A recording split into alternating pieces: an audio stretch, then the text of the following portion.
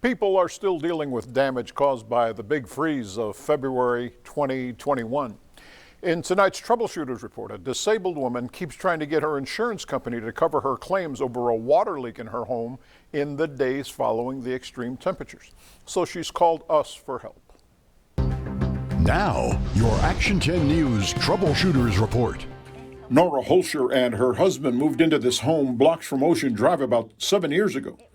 Then in February 2021, the big freeze across Texas, and that's when they say their problems began.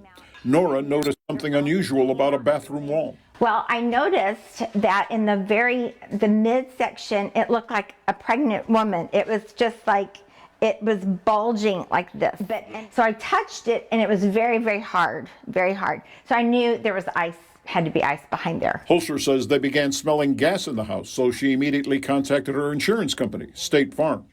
She told us she and her husband stayed in their home until approximately 9 weeks ago, when ServPro, a remediation company, stopped by with good news. It says, we're here to remove all your things, put you in a hotel, and we're going to fix this all up. Holscher told us ServPro told her they'd found a pipe leak underground and asbestos. The entire floor would have to come up. ServPro would send their findings to State Farm. So the Holschers have been in a hotel more than 2 months waiting for the repairs to get done. I sit out on the front porch, sweat to death, and hope and pray that somebody's going to call or come by. And on June 14th, somebody did call, State Farm. They are not going to cover my claim.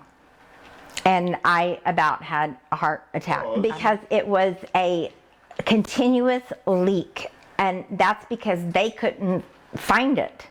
Holscher would learn that continuous leaks are not covered in Texas.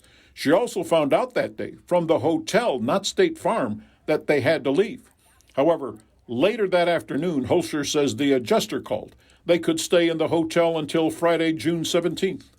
The Troubleshooters first went to the home and met Nora Holscher the next day. She had good news. 10 minutes after 1, Wednesday. Just before you got here, they called and said, we are going to honor the claim. We've done all this, so we feel that we need to fix it. We need to do the right thing. What did that feel like? I cried and I said, thank you. On Wednesday, June 22nd, the Troubleshooter sent State Farm this email detailing the key points of Holscher's complaint. In their response, Friday, June 24th, a State Farm spokesperson wrote, quote, I'd encourage you to check with them to see if they wish to share any of the updates with you, referring to the Holscher's claim. Nora Holscher says she's received nothing from State Farm other than contact with a different adjuster on Friday the 24th. That adjuster told her the goal is to, quote, get all the paperwork up to management for review and hopefully a decision tonight. Holscher still isn't sure what State Farm intends to do. I feel like I've been through a war, and I'm tired, and I'm mentally tired, and I hurt all over from the stress. Well, listen to this. At 5:30 tonight, Nora Holscher texted me with good news. State Farm has informed her her claim will be paid in full, and they'll pay for the Holschers to stay in a hotel for another 6 to 8 weeks while the necessary repairs are made to their home. Sounds like a Troubleshooters case closed. As always, whenever you have a story you want the Troubleshooters to check out, just send us an email at troubleshooters@kztv10.com.